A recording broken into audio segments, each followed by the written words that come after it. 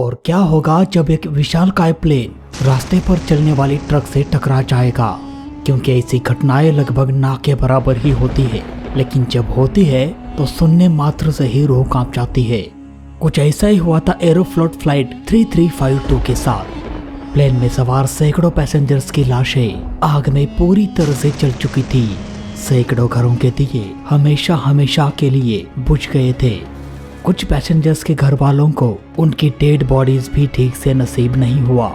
मौत का यह मंजर देखकर सभी लोग हैरान थे कि आखिर कैसे ये हादसा हो गया, जबकि प्लेन का उड़ान भरने का रास्ता और ट्रक का रास्ता बिल्कुल अलग होता है। क्या अब प्लेन भी आसमान छोड़कर सड़कों पर चलने लगे हैं? आखिर क्या है इस घटना के पीछे की असली कहानी, जानेंगे आज के इस केस स्टडी में।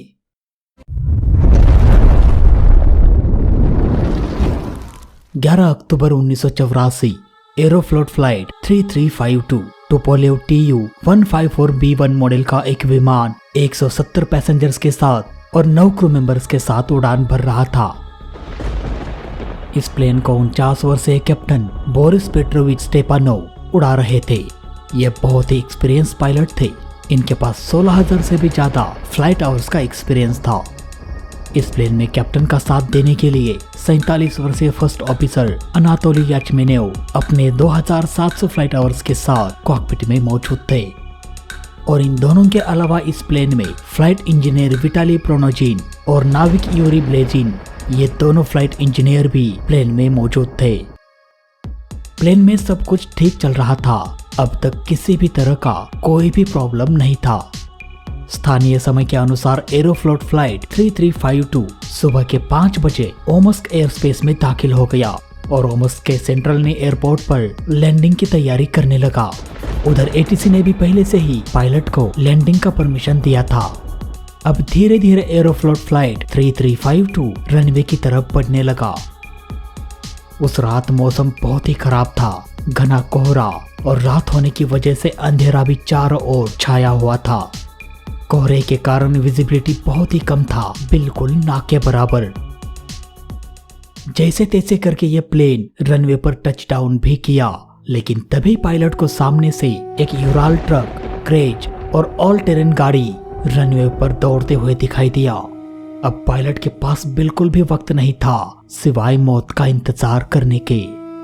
यह प्लेन ट्रक से टकराते हुए बाकी 2 गाड़ियों को कुचलते हुए जोरदार धमाके के साथ चूर चूर हो गया। प्लेन में अभी भी इतना तो फ्यूल जरूर था कि पूरे के पूरे प्लेन को आग के चपेट में ले सके। धमाके के तुरंत ये पूरा फ्यूल आग में बदल गया। पूरा का पूरा प्लेन आग में जलकर पूरी तरह से बर्बाद हो गया। प्लेन में सवार 179 लोगों में से 174 लोग इस भीषण आग में धुआं जलकर राख हो गए। मरने वालों में 16 छोटे छोटे बच्चे भी थे, जिन्होंने इस दुनिया को ठीक से देखा तक नहीं था और आज वो सभी इस भीषण आग में हमेशा हमेशा के लिए खामोश हो गए। मौत का ऐसा मंजर देखकर सभी लोग हैरान थे कि आखिर कैसे ये प्लेन क्रैश हो गया, जबकि प्लेन तो रनवे पर सही सलामत टच डाउन भी किया था। आखिर रनवे पर वो ट्रक और बाकी अन्य गाड़ियां क्या कर रही थी? और सबसे चौंकाने वाला सवाल ये कि आखिर ग्राउंड कंट्रोलर उस समय क्या कर रहा था? ग्राउंड कंट्रोलर ने क्यों उन गाड़ियों को रनवे पर जाने के लिए परमिशन दिया होगा? वहीं पर ATC ने भी क्यों इस प्लेन को लैंड कराने का परमिशन दिया? अब इसका पता लगाने के लिए इन्वेस्टिगेशन की टीम काम में लग गई।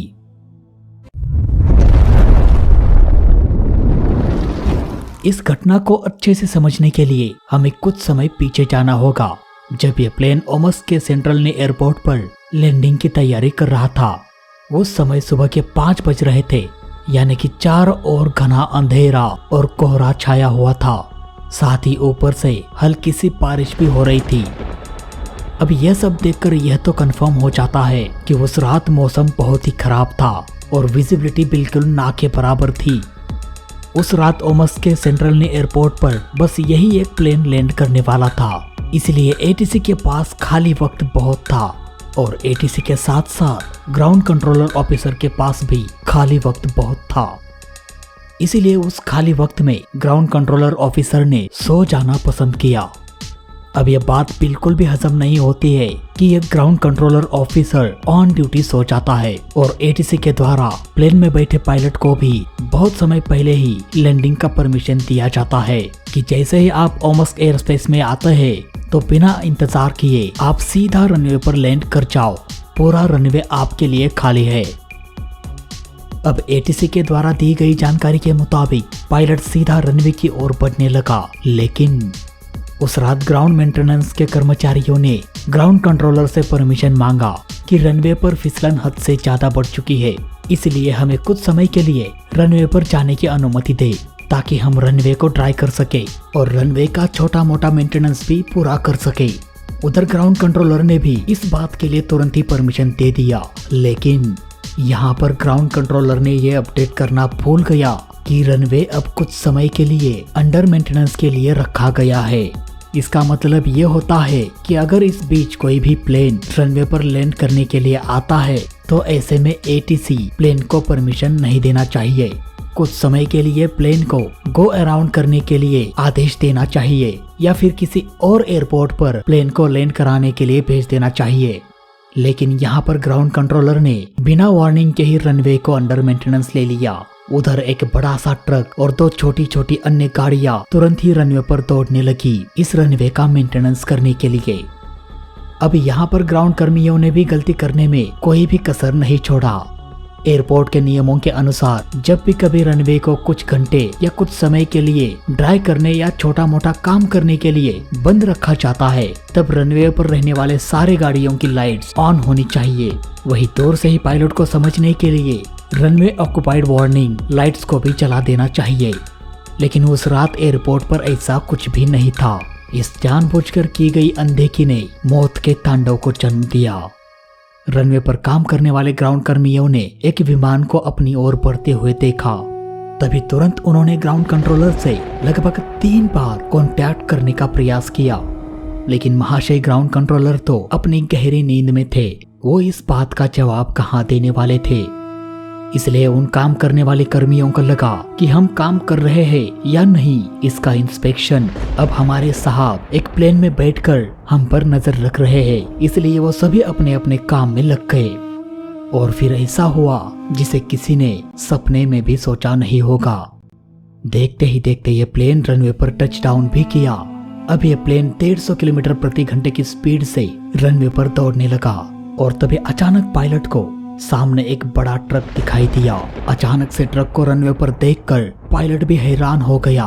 उसे भी कुछ समझ नहीं आ रहा था कि आखिर करे तो क्या करे।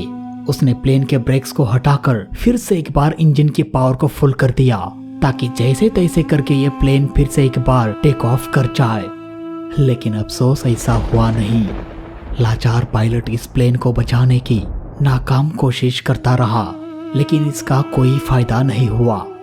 प्लेन सीधा रनवे पर खड़े क्रेज व्हीकल से और फिर यूराल ट्रक से जा टकराया। टकराव के तुरंत प्लेन का कॉकपिट का हिस्सा प्लेन के केबिन से अलग हो गया, जिसमें 2 फ्लाइट इंजीनियर और 2 पायलट भी जिंदा बच गए, लेकिन बाकी 174 लोग उस भीषण आग में धूं धूं जलकर राख हो गए।